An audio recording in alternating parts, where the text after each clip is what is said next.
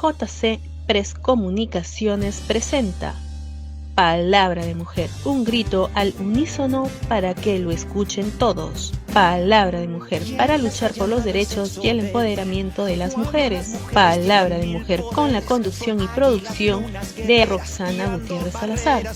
Dirección y producción general, Javier Cárdenas Matos. ¿Quién inventaría tanta tontería? Son mágicas flores de acero que piensan primero en los demás.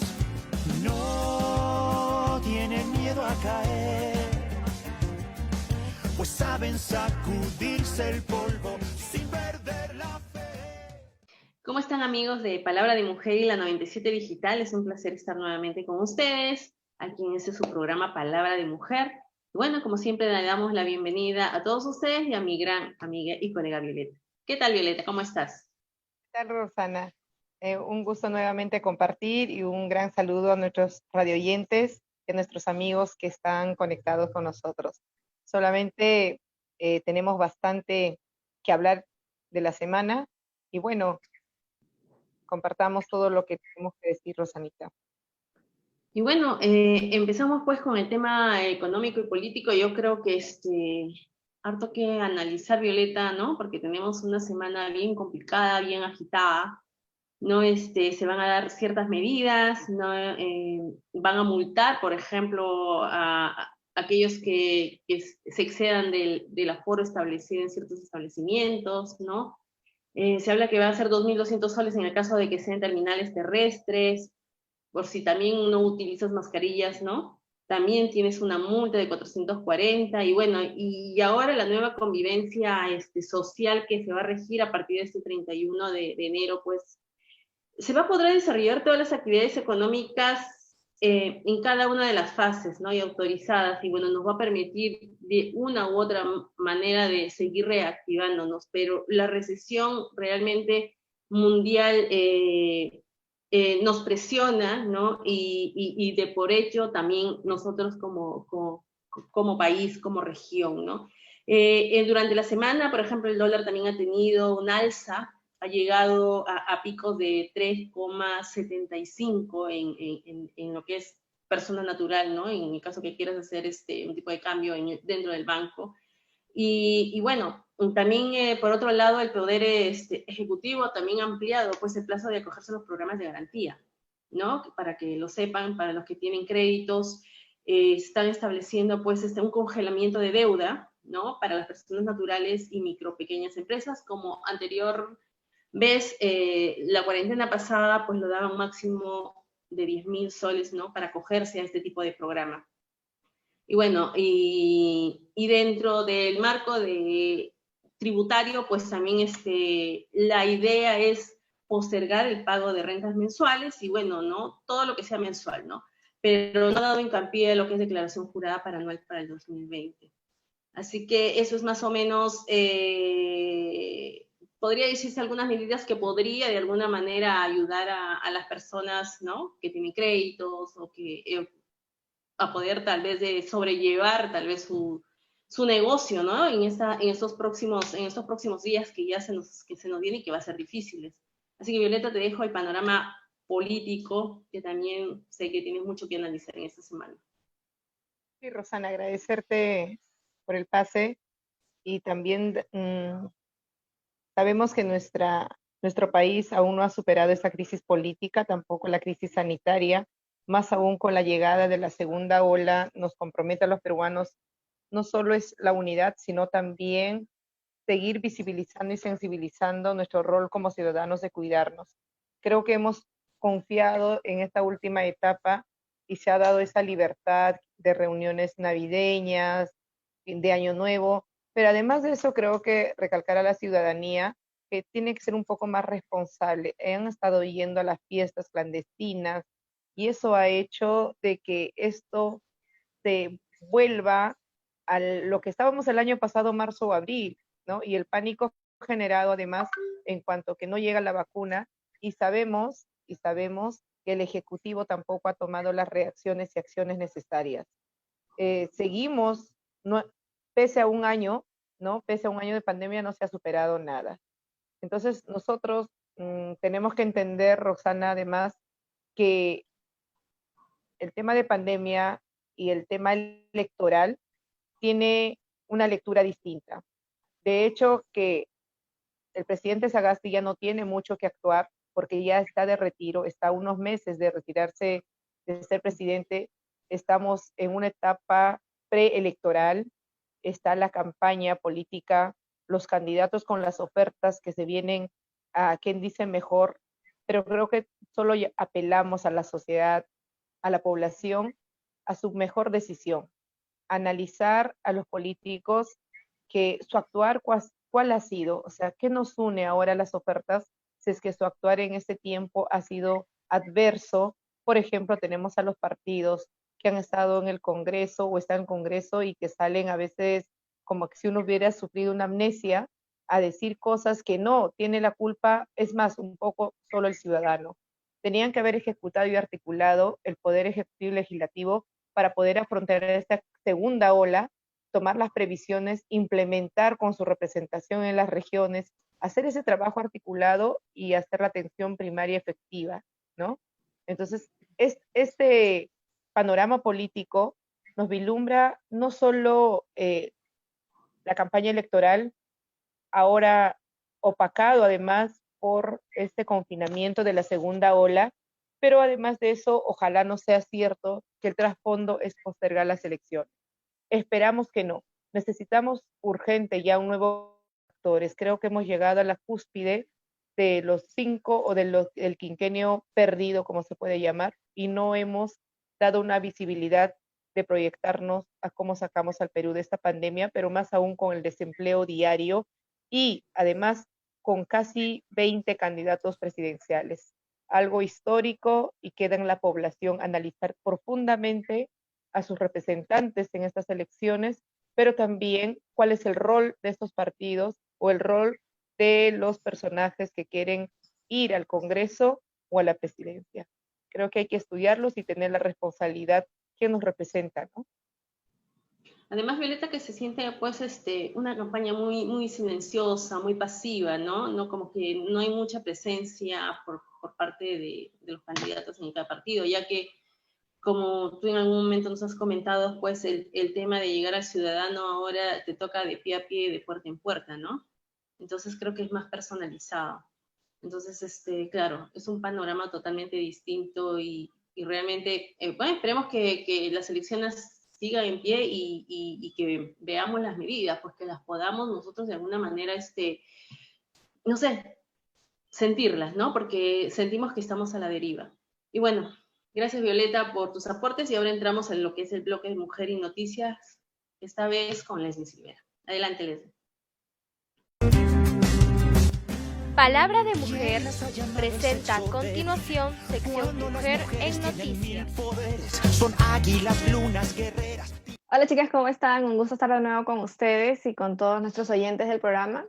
Bueno, hoy en Mujer Noticias tenemos que la titular del Ministerio de Desarrollo e Inclusión Social, Silvana Vargas, ha anunciado que el gobierno activará una ruta de colaboración con los gobiernos locales para proveer canastas alimentarias a la población más vulnerable, luego de esta ola que se está viniendo, ¿no? De acuerdo a lo dicho por la representante, se va a dar una atención especial a las ollas comunes y comedores populares. Además, también comunicó que continuarán la red de soporte para la persona adulta mayor con alto riesgo y las personas con discapacidad severa llamado Red Amachay, articulada por el MIDIS y ejecutada por gobiernos locales. Esperemos que justamente se cumpla lo que está diciendo la representante, ¿no? Estamos viendo que muchas ollas comunes están saliendo justamente en las noticias porque están ya siendo afectadas por la cuarentena, ya que están teniendo escasez de productos y ya no están pudiendo alimentar a la población vulnerable. Sin duda estaremos al tanto de que se cumplan estas medidas. Bueno, compañeras, también comentarles, siguiendo un poco el tema de la población vulnerable, en Chimbote han resaltado el trabajo de servicio Mi 60 Más, realizado por el Ministerio de la Mujer y Poblaciones Vulnerables, que está dedicada a la protección de las adultas mayores en situación de riesgo al COVID-19. De acuerdo a lo informado por la representante de este sector, este es uno de los primeros servicios del país en estar facultado para el dictado de medidas de protección temporal que garanticen y protejan la vida de las personas adultas mayores. Mi Servicio Mi 60 Más ha sido ganador del concurso de buenas prácticas sobre los grupos en situaciones de vulnerabilidad en el contexto del COVID-19 a cargo de la Organización de los Estados Americanos. Y bueno, compañeras, por tercer año consecutivo también vamos a tener que la Concitec va a estar dando va a estar brindando junto con los institutos públicos, privados e internacionales, van a celebrar el Día Internacional de la Mujer y en Niñas en Ciencia, este 11 de febrero, llevando a cabo diversas actividades virtuales y gratuitas que tienen el objetivo de fomentar la vocación en carreras de ciencia, tecnología, ingeniería y matemáticas entre las niñas y crear conciencia, ¿no?, sobre los retos que deben enfrentar las mujeres para desarrollarse en este campo. El propósito del Día Internacional de la Mujer y la Niña en la Ciencia es reconocer y empoderar la participación plena y en condiciones de igualdad de las mujeres y las niñas en el progreso y desarrollo sostenible de las naciones. Bueno, compañeras, escucho sus comentarios respecto a estas noticias. A pesar de todo esto de la crisis, algo va alumbrando, ¿no? Yo sé que en cuanto a las canastas, en cuanto a lo que podemos ayudar a la población, ojalá llegue a todos, solo se pide que llegue a todos, ¿no? Y también el tema de las mujeres, o en todo caso lo de Chimbote, ojalá que también se efectivice, porque a veces las proyecciones son vastas, pero al final, ¿quién controla? Ojalá podemos estar a gusto con todo lo que se esté implementando en cuanto al MIDIS y llegue a los hogares que lo realizan o lo necesitan realmente en este tiempo, porque el confinamiento no solo va a acarrear el problema de salud mental, sino también en cuanto a la alimentación y cubrir la canasta básica, ¿no? Ojalá que llegue a todos los que requieran realmente.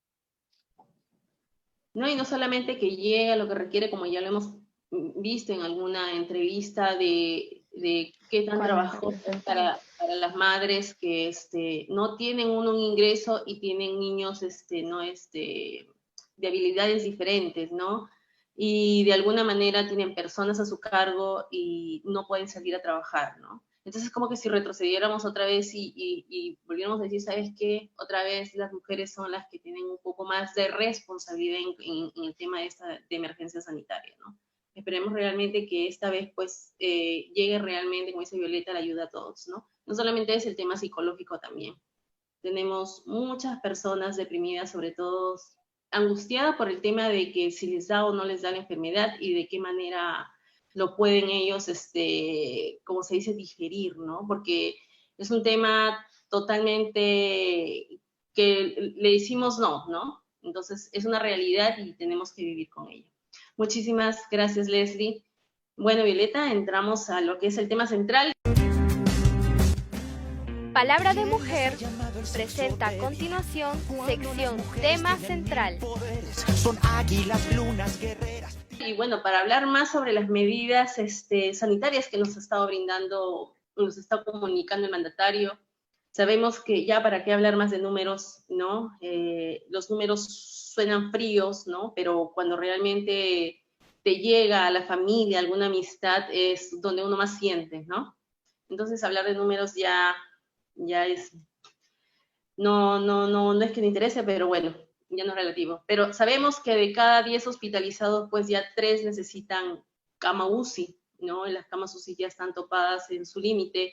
Y bueno, y las medidas que ha dado, pues, el presidente, pues, los ha clasificado, pues, en nivel alto, ¿no? En nivel muy alto y nivel extremo, ¿no? En el caso de nosotros, que es el nivel extremo, pues ya sabemos que los casinos, los tragamonedas, los gimnasios, los cines y todo lo que se tenga que dedicar al arte escénico es 0%, igual que las tiendas, ¿no? Se reduce ahora los aforos en tiendas y establecimientos, que es un 40%, restaurantes igual, va a estar el delivery, y bueno, igual el tema de iglesias, bibliotecas, actividades, todo va a estar reducido. Y bueno, hay una preocupación porque queda como que algunos cabos sueltos y que la ciudadanía no entiende, Violeta, ¿no? Es el tema de que si realmente van a poder salir, no van a salir y todas esas preguntas que se hace el ciudadano. Pero vamos a ver cómo emprendemos estas nuevas medidas para esta nueva era de, ¿no?, lo que viene a ser la pandemia, que yo creo que nos va a golpear más que la primera. Y pues, Rosana, es preocupante no solo por el tema de elevación de contagios, sino no hemos aprendido aún, ¿no? No hemos aprendido aún cómo superar, pero tomar conciencia de los cuidados necesarios. Y creo que más allá de eso, creo que podemos llegar al fondo, es lo económico. A veces la gente puede querer quedarse en casa o estar en otro tema, no sé, de estudiante, pero lo económico manda. Y decíamos hace un momento, la informalidad ha aumentado. ¿Cuántos emprendimientos han caído? ¿Cuántos negocios, pymes han caído? Y por tanto la gente vive del día a día y tiene que salir. Y este confinamiento no sé si nos va a traer solución, porque si tú estás diciendo que te encierras en tu casa y que sigan funcionando los centros comerciales, o sea, ¿a qué nivel, no? ¿A qué nivel estamos llegando? Porque la gente, ¿con qué vive? ¿Con qué vive si es que sabe que mañana tiene que ir a vender su salchipapa a la puerta? Y si ella no sale, ¿con qué comen al día siguiente? Y este bono que han ofrecido de los 600 soles esperamos que llegue a todos los hogares, porque que caminamos y percibimos que de los 3 tipos de bono o 4 tipos de bono no han llegado ni siquiera al porcentaje que ellos habían tenido como objetivo. ¿Dónde quedan? Hasta ahora no terminan de cobrar. Entonces, estos 600 soles va a paliar en algo los alquileres, cómo quedan. De hecho, que puede haber congelamiento de deudas, pero no es que te quiten la deuda. Al contrario, me alivian 3 meses y luego al cuarto mes me asfixia la luz, el agua, el pago de casa, más el banco, porque me congelaste y de ahí empieza. Eso es crítico. Entonces, el gobierno debe dar también una salida quizás en el sentido de que debe subvencionar. Por ejemplo, en cuanto a los pagos los alquileres, supongamos que tú te atrasas 2 meses y tienes el desalojo notarial por falta de pago. Entonces, ¿qué debe hacer el Estado? Subsidiar a los dueños con un porcentaje igual del pago de luz, agua. Lo máximo, nadie te ha regalado un céntimo.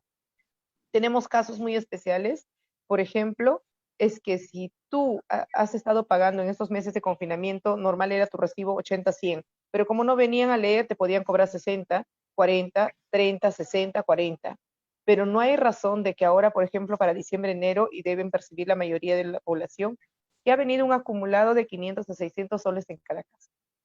Claro, te dicen, puedes prorratear, lógico. Estás tratando de salvar todo el endeudamiento que has tenido en esta pandemia porque no has podido trabajar, encima te acumulan y solo te dicen puedes reprogramar o puedes prorratear tu deuda. O sea, nada te lo están regalando, nada está haciendo el Estado por ti, ningún pago de servicios ni de alquileres, más aún cada día aumenta el desempleo. Entonces, creo que la población tiene razón de su incomodidad, que sí, me mandas a confinamiento, pero sin ninguna salvedad de nada. Simplemente me prorrogas deudas o me comprometes a más deudas, porque si de algo estábamos pagando después de habernos endeudado con el tiempo que nos encerramos, ahora nuevamente te encierras y ¿de qué vives?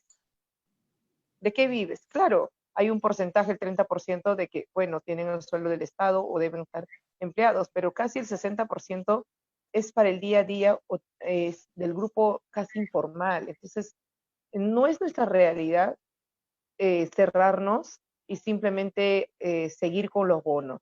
Me parece que no es lo correcto. Deberían haber Oye, tenido una mejor decisión de hacer un cerco una vez en la salud preventiva, en hacer los cercos comunitarios, como vamos diagnosticando en casa, porque ahora al final todos hemos estado en calle y nos encierran. ¿Quién sabe de uno de ellos esté contagiado? O sea, cierras la playa, cierras todo, porque en el aire no hay mucha contaminación, el problema es aglomeración o está cerrado. Entonces hay casas donde en una casa, en un cuarto, viven 4 o 5 personas. Imagínate ese confinamiento, como que sálvese quien puede, si está contaminado ya fueron todos, ¿no? eso es cierto, Violeta, y no solamente eso, o sea, por ejemplo, en lo que viene a ser el ratio de ahorros se ha incrementado, ¿no?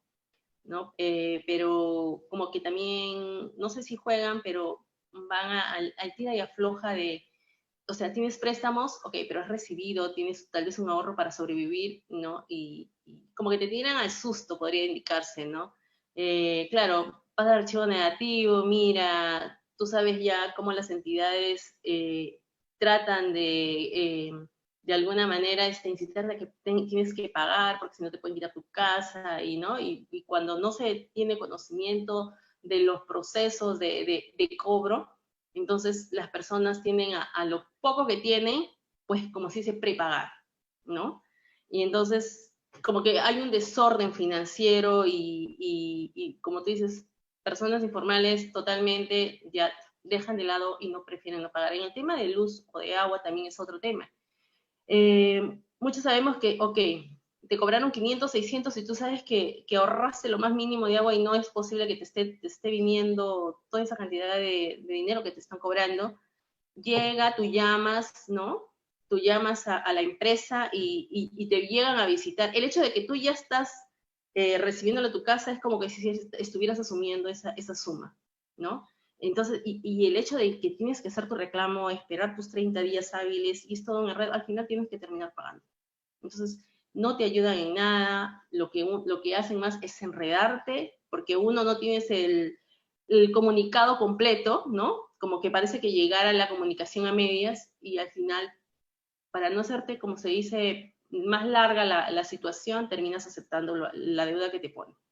Entonces, se vienen muchas cosas, como tú dices, no hay nada que nos pueda ayudar y bueno, sálvese quien pueda, ¿no? A muchas personas, muchas madres que están otra vez, como tú dices, confinadas, sin salir a trabajar, sin salir a vender y eso es preocupante. Bueno, Violeta, muchísimas gracias y bueno, ahora vamos a dar el pase pues a lo que viene a ser sección Mujer Emprendedora con nuestra colega Jacqueline Ayhuasi, que nos va ahora a hablar sobre el crecimiento en las ventas online. Palabra de Mujer presenta a continuación sección Mujeres Emprendedoras. Son águilas, lunas, guerreras. Muchas gracias. Sí, en tema de mujeres emprendedoras, tenemos qué hacer en esta cuarentena, que estamos en casa. Bueno, hay muchas alternativas de generar ingresos desde casa. Uno de los ingresos es las ventas de ropa a bajo costo. ¿En qué consiste? Yo tengo un pequeño capital, voy a hacer las compras a un costo razonable y los oferto por internet. Es una manera y alternativa de generar un ingreso desde casita. Otro ingreso, otro emprendimiento que debemos de hacer, la venta de productos ecológicos. La preocupación por el medio ambiente y el consumo de los productos ecológicos es una alternativa buena para el emprendedor, porque es una manera de ayudar, aparte de vender nuestro producto, ayudar en la parte ecológica. Otro emprendimiento que se recomienda en esta cuarentena, la venta de comida saludable. La mayoría de las personas que se han ido a lo que se han enfermado del COVID, uno ha sido por la obesidad. Entonces, ¿en qué consiste? Nosotros estar en el trabajo, la comida más rápida, la comida chatarra, comemos, y de ahí las enfermedades vienen por eso. Entonces, tenemos que aprender a comer ya. Y si es una alternativa de negocio, ofrecer productos saludables en comidas, alimentación y frutas. Y es una manera que también vamos a generar ingresos también desde casita. Otra alternativa que se debe hacer, la venta de artículos para mascotas. ¿Quién no tiene un animalito en casa? ¿Quién no tiene? Yo lo veo como una persona en casa. Y quien no le ha comprado su ropita, pero no comprarle sus juguetitos para la persona que es nuestro hogar, que es para mí, a mí me gustan mucho los perritos. No lo tengo, pero yo creo que me voy a comprar un perrito porque es una persona fiel y comprarle su ropita y algo diferente. Yo siempre recomiendo, si las personas van a vender sus artículos, hacer un mapeo de, ¿qué quiere decir con mapeo? Revisar mis competencias, qué es lo que tienen mis competidores. Entonces, comprar algo alternativo y diferente. Otro que se recomienda, productos tecnológicos. ¿Quién no se ha comprado algo de tecnología nueva? Creo que la mayoría de las personas. Uno primero salió con la tendencia, el USB. Primero nos compramos un USB razonable pequeño, pero después salieron UCBs con diseños. Entonces, tratemos de traer cosas tecnológicas, pero algo diferente, algo nuevo, para que nuestra venta sea un margen mayor. Otra cosa que se recomienda en esta cuarentena, las peluquerías. Hay muchas personas que han estudiado en forma virtual lo que es corte, lo que es, pero por peluquería. Entonces, a domicilio, ya, porque lo que es el delivery a domicilio sí está permitido poder generar nuestro emprendimiento. Desde casita hacemos las coordinaciones y vamos a hacer nuestra entrega o hacer el corte que nuestro cliente nos está pidiendo.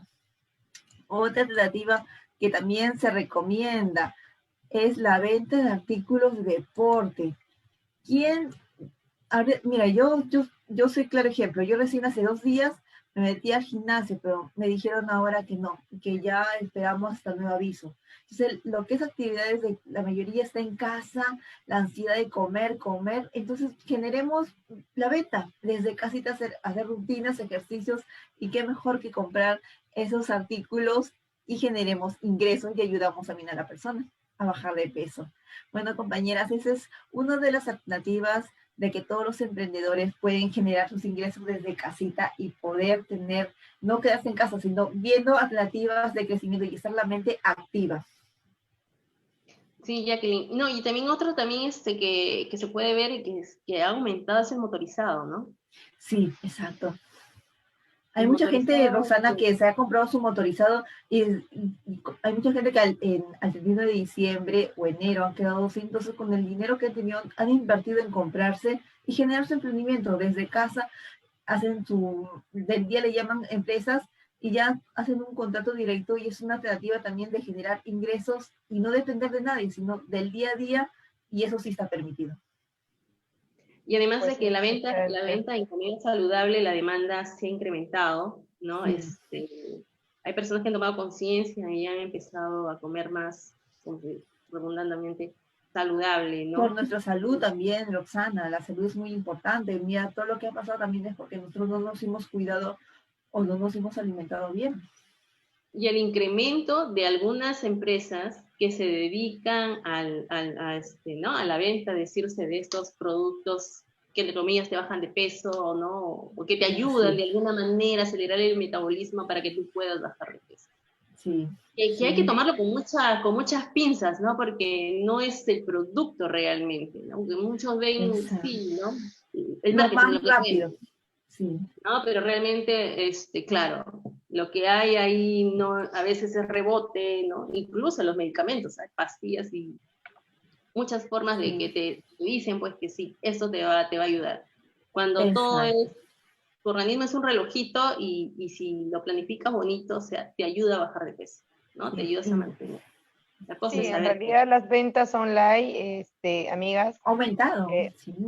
mucho, pero hay gente que también ha emprendido en eso de hacer una forma de subsistencia, ¿no? De negocio. Tengo unos amigos que tenían su restaurante, cerraron el restaurante.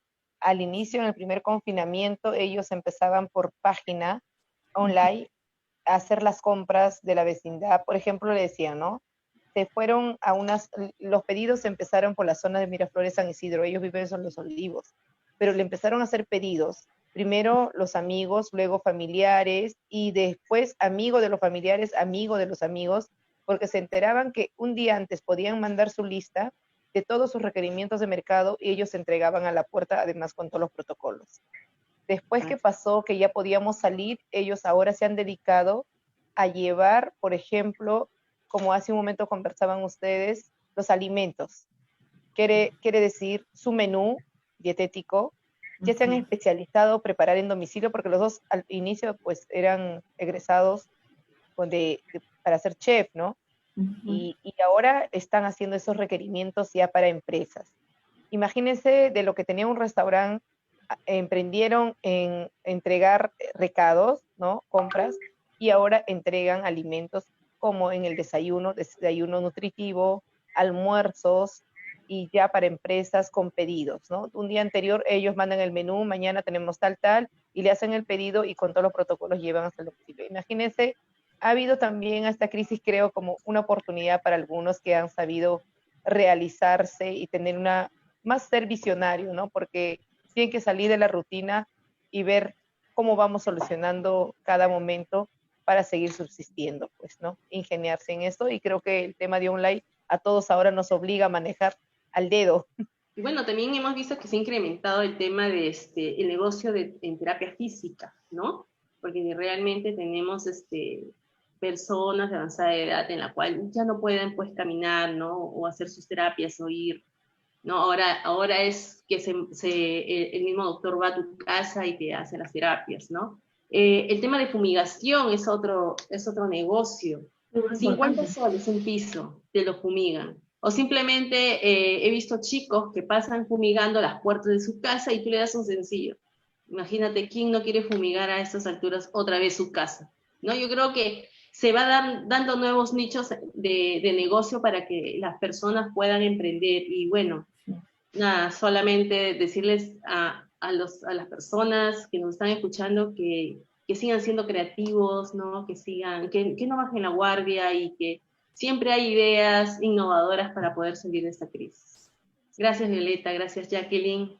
Ya nos estaremos hablando más de emprendimiento, pues, el próximo programa. Gracias. Y bueno, ahora seguimos con nuestro bloque Mujer en la Historia con nuestra colega Evelyn Mal. Adelante, Evelyn. Palabra de Mujer presenta a continuación sección Mujer en la Historia. Son águilas, lunas, guerreras. Hola, ¿qué tal? Roxana y Violeta. Gracias por el pase y espero que se encuentren bien. Bueno, compañeras, hoy hablaremos de las mujeres del Bicentenario. En esta oportunidad mencionaremos a 3 de ellas, las cuales fueron grandes autoras y compositoras del siglo XX. Ellas son Victoria Santa Cruz, Serafina Quinteras y Rosa Mercedes Ayarza. Y bueno, para saber un poco más sobre ellas, relataré brevemente algunos puntos destacables. Primero comenzaremos con Victoria Eugenia Santa Cruz Gamarra, quien provenía de una familia legendaria, fue hermana del gran Nicomedes Santa Cruz, fue compositora, coreógrafa, diseñadora, profesora universitaria, exponente del arte afroamericano y defensora de nuestra identidad cultural. Su camino profesional empezó en 1957 con el grupo de danza y teatro Cumanana, el cual creó junto a su hermano Nico Méndez. Aproximadamente 4 años después, ella se retiró y colaboró en la investigación musical y en la recuperación de las raíces africanas del folclore negro peruano. Bueno, ella se centró en el mundo del arte, reconoció sus orígenes y comenzó con una nueva etapa de estudio de la cultura negra en el país, con el Teatro y Danzas Negras del Perú, que fundó en 1968. También la nombraron directora del Centro de Arte Folclórico y del Conjunto Nacional del Folclore del Instituto Nacional de Cultura en 1973, dejando siempre en alto al Perú. Por otro lado, también tenemos a la cantautora Esmeralda González Castro, más conocida como Serafina Quinteras, quien además fue escritora, periodista, poetisa y proveniente de una familia de poetas. Ella incursionó en la música criolla junto a su prima Emma Castro, conocida como Joaquina Quinteras, y su más grande éxito fue La Muñeca Rota. Como escritora publicó su columna Romance de Cartón en el diario El Comercio. En 1951, su primer libro de poemas humorísticos, Así hablaba el Zarapastro. En 1990, una recopilación con gran parte de sus escritos, Cajón Desastre. Serafina fue premiada por diversas municipalidades, entre ellas la de Lima, Miraflores, San Borja, San Isidro y Surco. Además, en 1957 ganó el concurso de poesía del diario La Crónica. También recibió en 1996 la medalla de oro del Consejo Nacional de Mujeres y en el 2000 recibió el Orden El Sol del Perú en el grado Gran Oficial. Para finalizar, hablaremos de Rosa Mercedes Ayarza Morales, quien fue una destacada compositora, maestra de canto y difusora de la música peruana. Rosa desde muy pequeña mostró su gusto por la música y sobresalió como pianista. En su trayectoria musical, fue fundadora de la Escuela Nacional de Arte Lírico y maestra de conocidos músicos como Lucrecia Sarria, Alejandro Granda, Ernesto Palacio, entre otros. Algunas de sus composiciones son El Picaflor, Si mi voz muriera en tu guitarra, Congorito, entre otras. Fue designada como conservadora del folclore criollo. Además, Ayarza logró que en 1938 el Teatro Municipal presentara por primera vez un espectáculo de folclore costeño peruano. Estas grandes mujeres aportaron mucho en la difusión y en la conservación de la música peruana, nuestra identidad. Compañeras, concluimos con Mujer en la Historia. Gracias y nos veremos la próxima semana. Gracias, Evelyn. Bueno, estimados amigos, seguimos con nuestro bloque de entrevista. y va a estar a cargo esta vez de nuestra colega Violeta Islesli. Le vamos a dar la bienvenida pues a nuestra invitada, que es la periodista Mónica Beco, periodista egresada de la maestría en Sociología en Estudios Políticos de la Universidad Nacional Mayor de San Marcos, después de este corte. Escucha Palabra de Mujer todos los sábados a través de Radio La 97 FM, siempre en frecuencia. ¿Quién las ha llamado el sexo débil? Palabra de Mujer presenta a continuación bloque de entrevista. Son águilas, lunas, guerreras. Y bueno, amigos de Palabra de la Mujer, estamos de vuelta con el segundo bloque. Bueno, hoy tenemos a una periodista especialista en el periodismo de investigación, justamente a Mónica Beca. Ella es una egresada de la Universidad Mayor de San Marcos y es una persona que tiene años de experiencia en este rubro. Un gusto tenerte en nuestro programa. Hoy, un gusto para mí también estar acá con ustedes. Qué gusto, Mónica. Muy buenas noches. ¿Qué tal? Buenas noches, Violeta. Buenas noches, Leslie. Entonces, bueno, antes de empezar justamente la entrevista, queremos justamente con tu experiencia que usted tiene, que nos hable un poco respecto a su opinión, ¿no? Con esta coyuntura que estamos viviendo en el Perú, con lo que está sucediendo de la nueva ola del COVID-19. Bueno, realmente vivimos una experiencia sui generis, ¿no? Una campaña electoral en medio de una segunda ola de una epidemia que todavía tiene para rato, ¿no? Y que nos está obligando, nos está poniendo a prueba en muchos sentidos, ¿no? Esta epidemia que en marzo ya tiene un año entre nosotros, ¿no? Nos ha obligado a una serie de adaptaciones sobre las que hemos tenido que subirnos sin pensar demasiado, ¿no? El trabajo remoto ha puesto a prueba todas las posibilidades tecnológicas que habíamos pensado desarrollarlas durante una década, las hemos tenido que desarrollar en 10 meses, ¿no? Y es el momento además de observar con mucho interés y detenimiento lo que va a pasar en las campañas políticas, porque a partir de esta semana que existe la prohibición de las convocatorias a reuniones públicas, las cuarentenas se ha vuelto más estricta en las zonas donde la epidemia pues en realidad tiene una curva ascendente, ¿no? Está obligando, ¿no? A políticos, a estrategas, a periodistas, nos está obligando a todos a reacomodar todo lo que era en realidad una costumbre, un hábito, un uso que se ha venido criticando en los últimos días y en las últimas semanas, ¿no? Las reuniones públicas que han disparado precisamente esta segunda ola, y veremos lo que viene en las próximas semanas. O sea, me parece para nosotros los periodistas, para quienes hacemos trabajo de análisis y de investigación, va a ser sumamente interesante ver cuáles son los recursos a los que pueden apelar estos candidatos para lograr mantener el vínculo con sus electores o posibles electores, ¿no? Entonces, el tema de trabajar en redes sociales, ¿no? De apelar a la conectividad, de volverse más creativos, esto se va a poner en práctica en estas próximas semanas, y me parece sumamente interesante que nosotros como periodistas podamos asistir a mirar todo esto, que en realidad es como un gran laboratorio, ¿no? Al que la epidemia nos está obligando, sí, porque no tenemos otra alternativa, ¿no? Las fechas de las elecciones no van a ser movidas, tenemos fechas estrictas para ir a votar. Entonces esto va a obligar a electores y a candidatos en realidad a explorar otros escenarios, ¿no? Y a ver de qué manera pueden llegar e impactar en sus posibles audiencias y electores, ¿no? Sí, Mónica, quería apelar justamente a tu opinión en cuanto a la coyuntura. ¿Crees que este confinamiento de 14 días solo sea 14 días? Pues que hay un trasfondo a razón de este confinamiento. Mira, los 14 días me parece que es un tiempo que se ha dado simplemente para establecer lo que va a pasar en las próximas 2 semanas, porque a partir de que lleguen las vacunas, nosotros no vamos a ser vacunados. En realidad ya lo ha dicho la ministra de Salud, en la primera línea de vacunación está todo el personal de salud, ¿no? y las Fuerzas Armadas.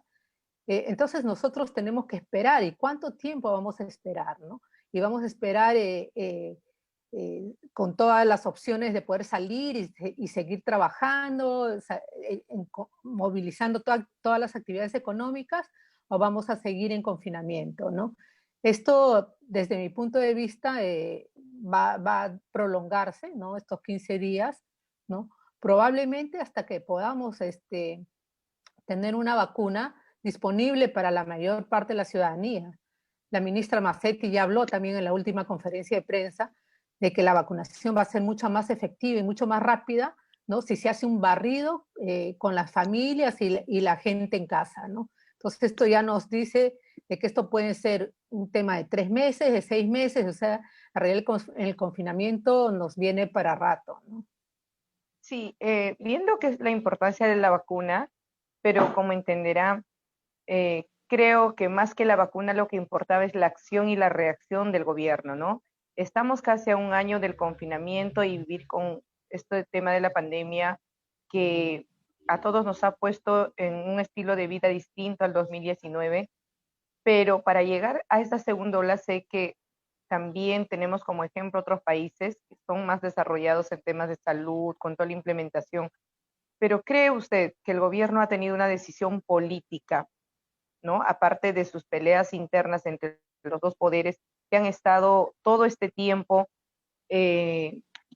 no tomando una decisión que digamos directa a la pandemia, sino sus intereses, ha hecho un descuido de haberse ya liberado de la pandemia o empezó a disminuir cada día y tener la confianza y no han previsto en implementar los centros de primera atención, como puede llamarse?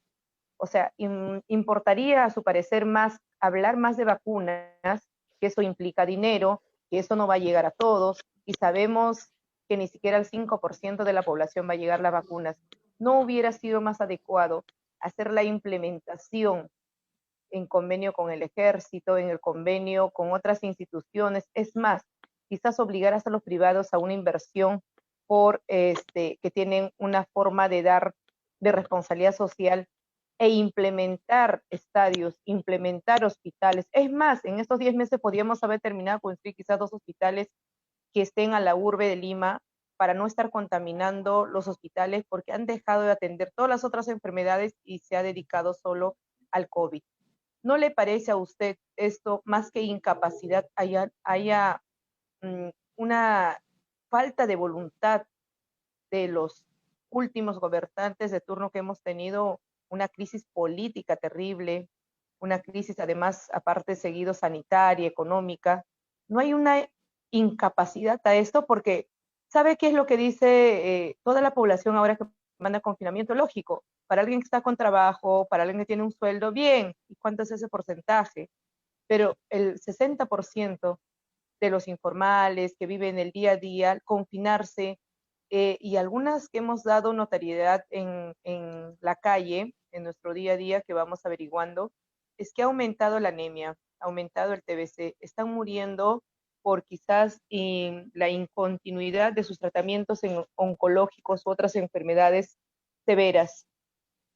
Esto apelo a su opinión, porque de hecho que el periodismo de investigación hace visible cómo está el país, porque no solo nos retroalimentamos todos los días en los medios de comunicación, es cuántos muertos sumando, pero no se dice cuánto están atendiendo los centros de salud, a cuántos pacientes tienen diario diagnosticando, más aún no tomar en cuenta un cerco comunitario aliándose con los estudiantes de medicina, con los estudiantes de enfermería, o sea, viendo tantas posibilidades, solamente estamos apelando a la vacuna que en verdad no va a llegar ni siquiera para toda la población. ¿Cómo ve ese escenario? Mira, la verdad es que yo creo que ningún país del mundo, en medio de una crisis sanitaria de la dimensión de la que estamos viviendo, y no solo el Perú, es un tema mundial, es una crisis de salud mundial, ha tenido una interrupción de su gobierno, ¿no? Como la que hubo aquí en el Perú, ¿no? De manera tan irresponsable, y frustró todos los proyectos que había, o sea, quienes trabajamos dentro del Estado, ¿no? Quienes tenemos ya varios años trabajando en la administración pública y conocemos por dentro cómo es el Estado, en realidad la toma de decisiones al interior es muy complicada, es muy compleja, ¿no? Tomar la decisión sobre cómo enfrentas una pandemia, ¿no? Cómo te organizas, ¿no? ¿Qué elementos pones sobre el campo de batalla? Porque en realidad es esto, si lo quieres ver en términos, en dimensión del problema, esto en realidad es prepararte para una guerra interna, en realidad, que es la que hemos estado librando. Si en medio de la guerra, después que has trazado la estrategia de cómo arrinconas pues al enemigo, ¿no? Cómo le haces frente, ¿no? Cómo tú rescatas a los heridos, ¿no? Y los recuperas. ¿Qué haces con los muertos para no dejarlos regados en el campo de batalla, como es que ocurrió en Ecuador? O sea, acá hemos tenido escenas de gente que ha muerto en las calles, pero en realidad nada comparado, ¿no? Con lo que se ha visto en Ecuador, por ejemplo, ¿no? ¿Por qué? Porque se armaron brigadas. O sea, lo que no sabemos o que lo que no sabe la gente hacia afuera es que hubieron brigadas para recogimiento de cadáveres, para incineración. O sea, se armó toda una estrategia para enfrentar lo que ha sido toda esta pandemia, ¿no? O sea, en realidad la cara, si se quiere, más dramática, ¿no? De vivir una pandemia que nos agarró desprevenidos a todo el mundo y que los mejores sistemas de salud no han podido enfrentar. Alemania tiene el mejor sistema de salud mundial y está viviendo hoy una cuarentena estricta con una serie de problemas porque no han podido, y una alta tasa de mortalidad, ¿no? Entonces, pedir que de la noche a la mañana comencemos a funcionar como Suiza, en realidad es no conocer la realidad del país, es no saber que tenemos un sistema de salud totalmente abandonado, y es un abandono que no viene pues de ahora, de hace 5 años, ni de hace 10 años, viene en realidad es un sistema de salud que se abandonó desde un inicio, así como se abandonó el sistema educativo, ¿no? Y se priorizó la solución de los problemas de salud por el sector privado. Entonces, si tú querías realmente ser atendida, tener alguna garantía para atenderte y salvar tu vida, pues contrata tu seguro. Y durante la pandemia se puso a prueba el seguro privado. ¿Y qué pasó con el seguro privado? Tampoco funcionó, ¿no? Quienes tuvimos la suerte de tener un seguro privado nos dimos de bruces con que las clínicas tampoco atendían la emergencia, ¿no? El seguro no contemplaba este tipo de situaciones y las aseguradoras simplemente, y los seguros y las clínicas se lavaron las manos.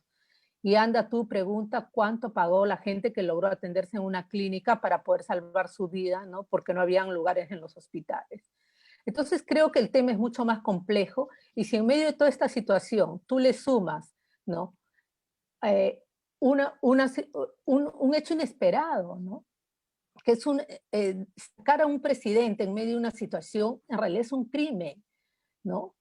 Nadie ha investigado ni se ha abierto una causa criminal contra el Congreso y contra el expresidente del Congreso, contra Merino. O sea, en realidad ya ni siquiera entra un análisis de tipo político, sino de tipo sanitario. O sea, haber interrumpido un gobierno democrático, ¿no? Significó en realidad interrumpir todo lo que han sido negociaciones que se habían puesto sobre la mesa, ¿no? Estrategias que ya estaban caminando y que estaban articuladas además con gobiernos regionales y gobiernos locales, ¿no? Yo recuerdo mucho un video de Pilar Macetti durante una visita que hace ya a Arequipa, y miren ustedes que lo hace en abril del año 2020, ¿no? Ella llega a Arequipa y se reúne con el gobernador y con todas las autoridades, y ella les dice eso: estamos en guerra, esta es una guerra, y si ustedes no toman las provisiones necesarias, ¿no? Esto va a ser, le dice, un caos, ¿no? Tienen que montar hospitales de campaña, tienen que tener suministros. Entonces ella iba un poco para articular a los gobiernos regionales, ¿no? Pero en octubre todo esto se interrumpe, ¿no? Y lo que tenemos es una frenada en seco y un vacío en realidad de poder que se dio durante por lo menos 2 semanas, donde nadie tomó decisiones. Y esto puede haberse prolongado incluso un mes, porque acuérdense que cuando cambia Merino a los ministros, todo el equipo que que va con un ministro a hacer gestión renuncia, ¿no?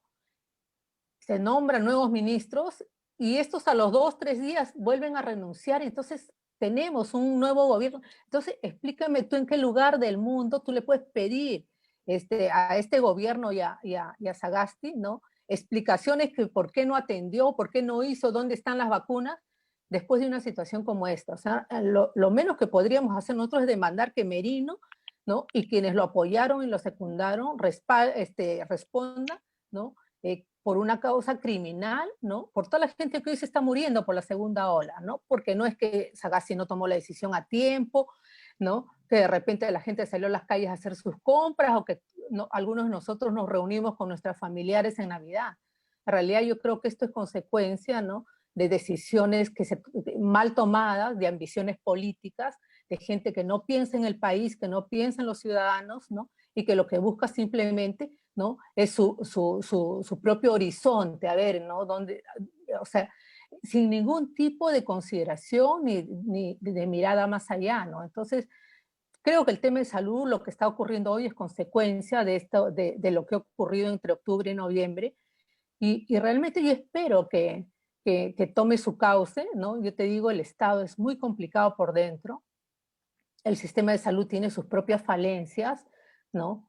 Es decir, tú vas, mira en Lima, si miramos en Lima, pues cómo estamos a nivel de atención hospitalaria. Imagínate si tú te vas un poco más allá, sal a Chosica, avanza un poco y vas a ver que realmente las condiciones son mucho más dramáticas, ¿no?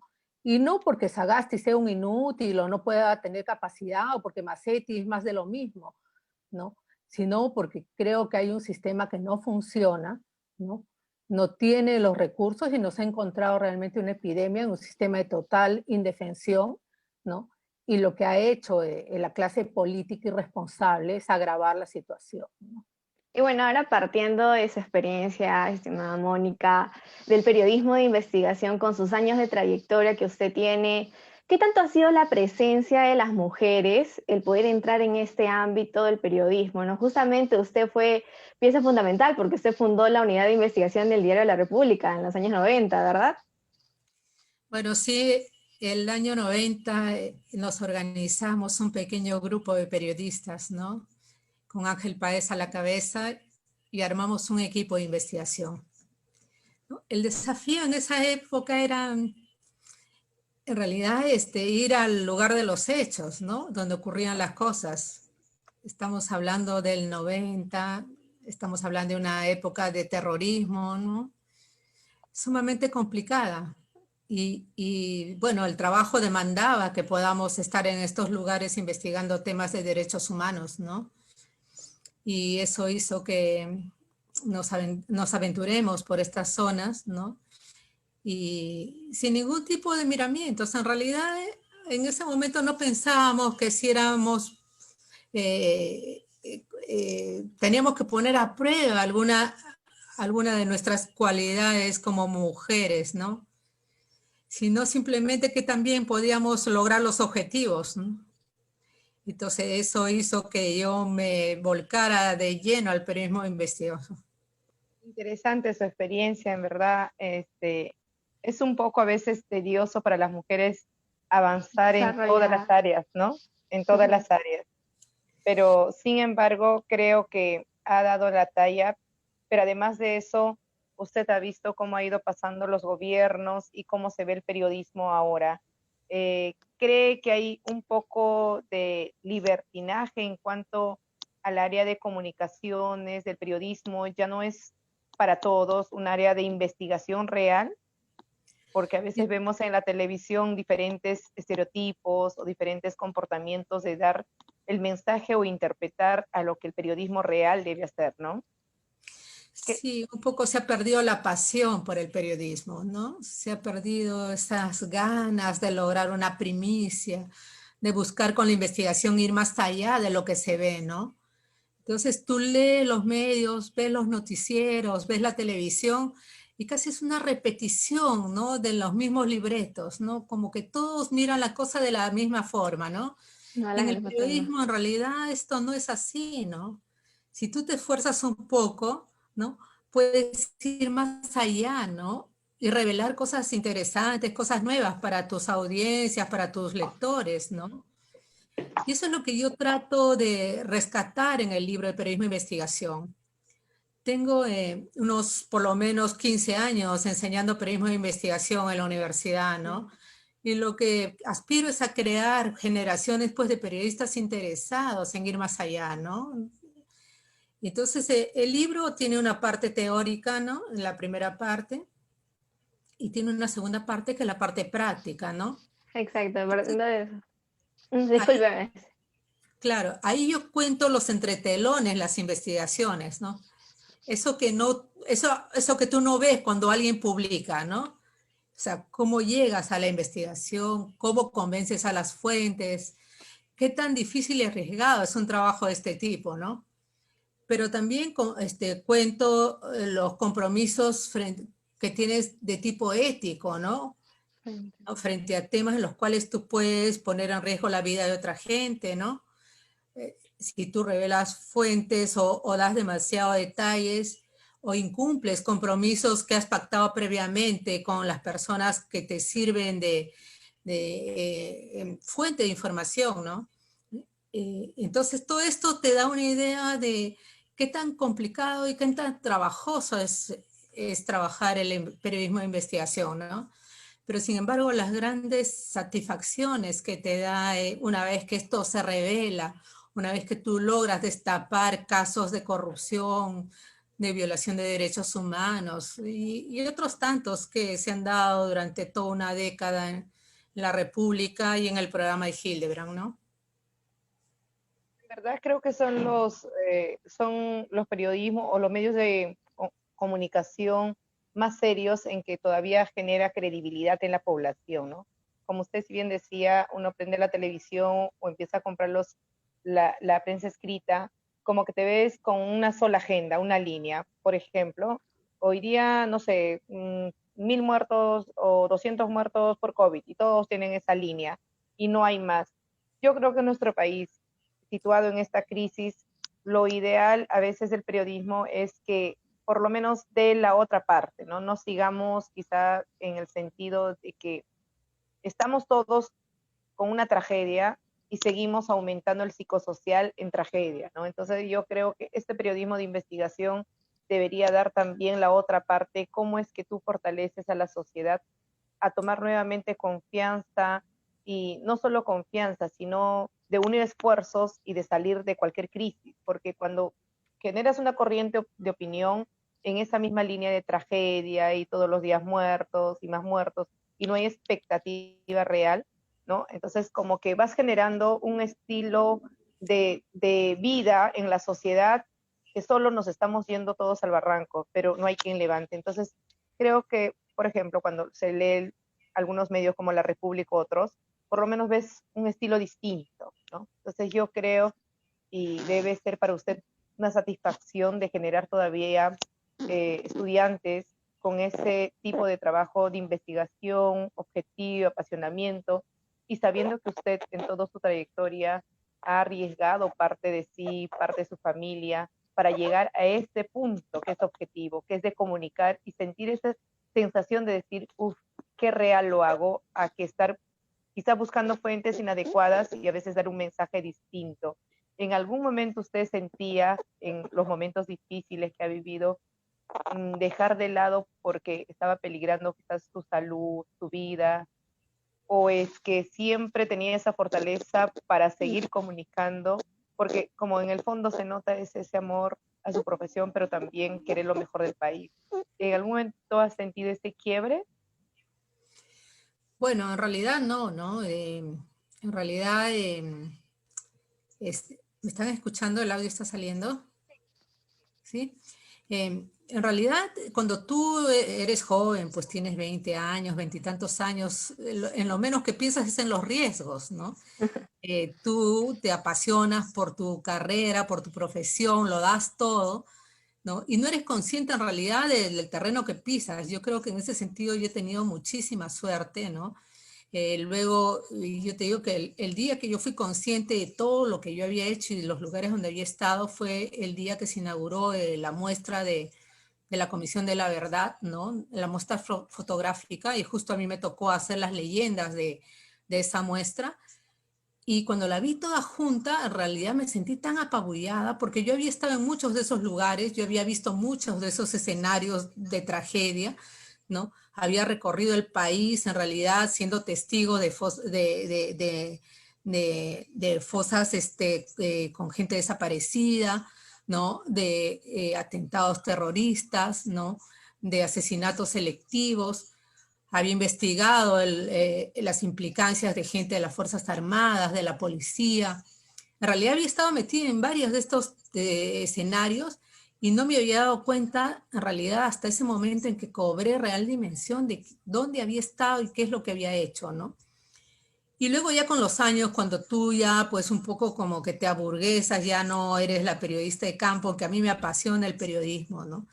Pero luego ya, cuando las cosas se volvieron más complicadas, porque el periodismo de investigación también necesita de un apoyo económico, de un medio que se compre el pleito, ¿no? Y en los 90, también lo digo en el libro, La República se compró el pleito, pero también se compró el pleito Gustavo Bomillona, el dueño del diario, ¿no?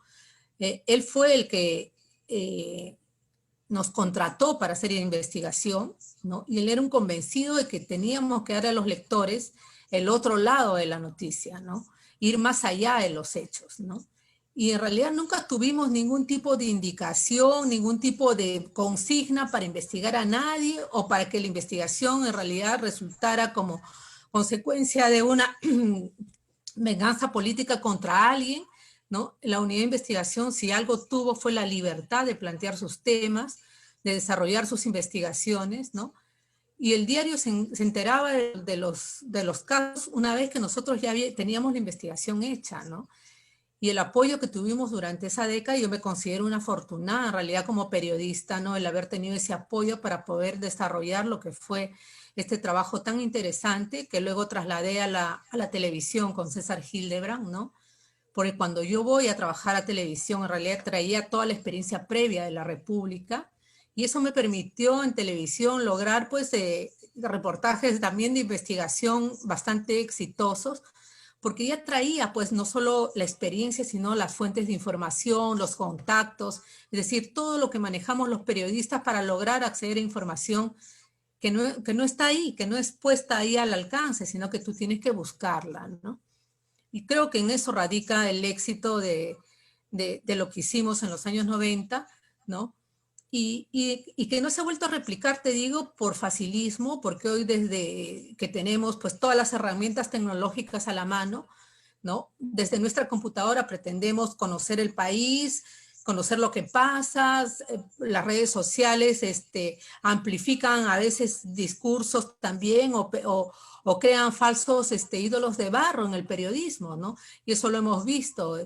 Y no hay un esfuerzo real por hacer lo que sabemos hacer y para lo que nos hemos formado, ¿no? Que es informar e informar a profundidad, ser totalmente honestos con lo que hacemos y darle un valor a nuestro trabajo, ¿no? Trabajamos hoy por los likes que podemos lograr, pero no en realidad por la profundidad de lo que hacemos, ¿no? Y creo que ese es un gran error porque hoy en todo el mundo, y lo demuestran hoy la gran prensa norteamericana, el periodismo de investigación es una de sus grandes fortalezas para tener un público suscriptor que en realidad les ha permitido suplir a la gran publicidad, ¿no? Al ingreso por publicidad. Y hoy la suscripción es en realidad uno de los mecanismos de financiamiento de los grandes medios en Estados Unidos, ¿no? Y esto gracias a que también se sigue haciendo el periodismo de investigación en el New York Times, en el Washington Post. Acá en el Perú hemos abandonado el periodismo de investigación,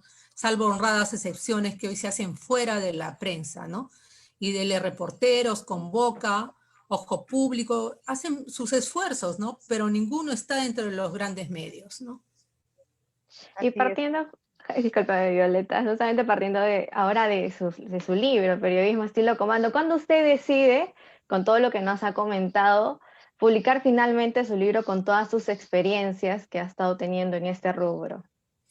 Mira, en realidad, ha tenido larga maduración, porque inicialmente yo hice mi tesis en San Marcos después de casi 15 años de ejercicio profesional, regresé a San Marcos a hacer mi tesis de licenciatura, y mi tesis justamente es sobre periodismo de investigación y la experiencia de la Unidad de Investigación de la República, ¿no? 1990, el año 2000, ¿no? Entonces, yo, claro, con una interrupción en el año 95, 96, 97, cuando yo voy a la televisión, ¿no? Y ahí yo sistematizo la parte teórica y trabajo algunas investigaciones para ver su impacto, en qué terminaron, si realmente las hipótesis que planteamos cuando comenzamos una investigación y cuando la desarrollamos se confirmó en el tiempo. Entonces la tesis me permitió poner a prueba todo lo que había sido mi trabajo de investigación en los años 90, ¿no? Y a partir de esta experiencia, y luego con un posgrado que yo hago en San Marcos, en sociología, en estudios políticos, me ha permitido repensar en realidad mi trabajo de tesis, y el libro en realidad es un agregado a mi tesis, ¿no? Con toda la base teórica, ¿no? de las ciencias sociales, ¿no? Y a esta le he sumado además la experiencia de la televisión, ¿no? Cómo es que lo que hago en prensa escrita en realidad tiene un correlato en mi trabajo posterior en televisión, y cuál ha sido el impacto, ¿no? En general del trabajo de periodismo de investigación de los años 90, ¿no? Que es donde se desarrolla toda esta narrativa que hoy yo les alcanzo en mi libro, y que está dirigido principalmente a estudiantes de periodismo, ¿no? En realidad es a ellos a quienes dirijo mi libro, ¿no? A mí me gusta la docencia, ¿no?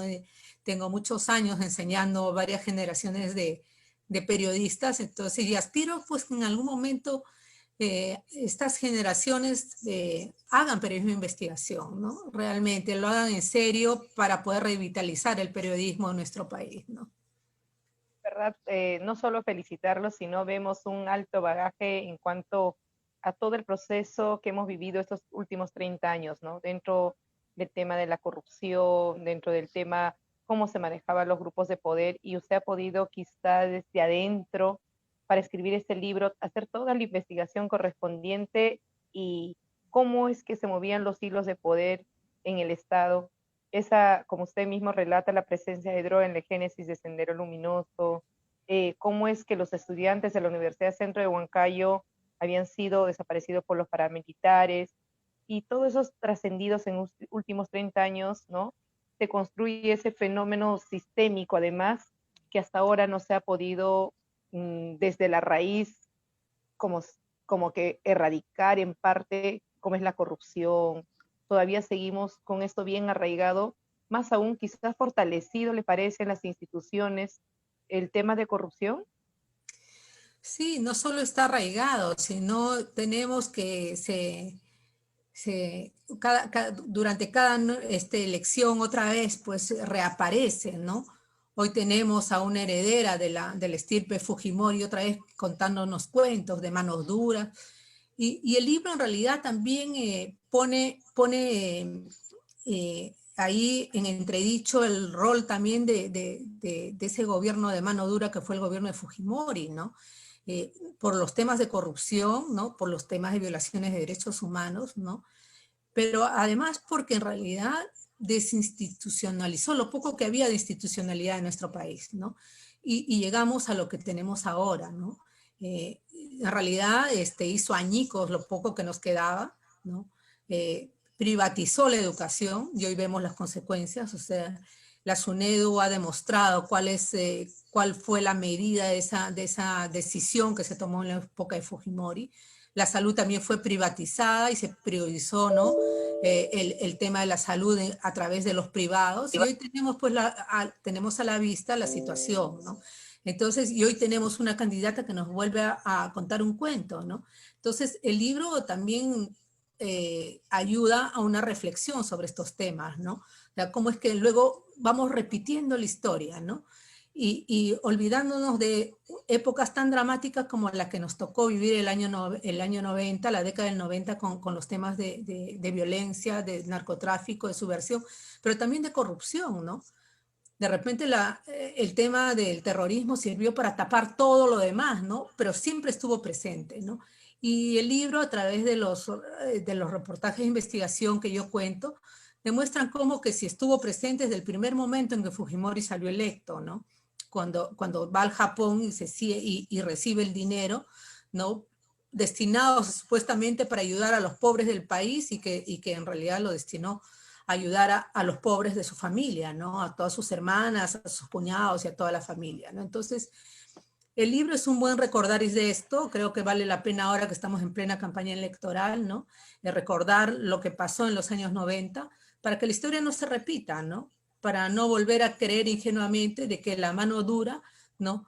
Puede librarnos de algo, ¿no? O sea, en realidad, este discurso de mano dura ya lo conocemos y sabemos que detrás de todo esto, pues, hay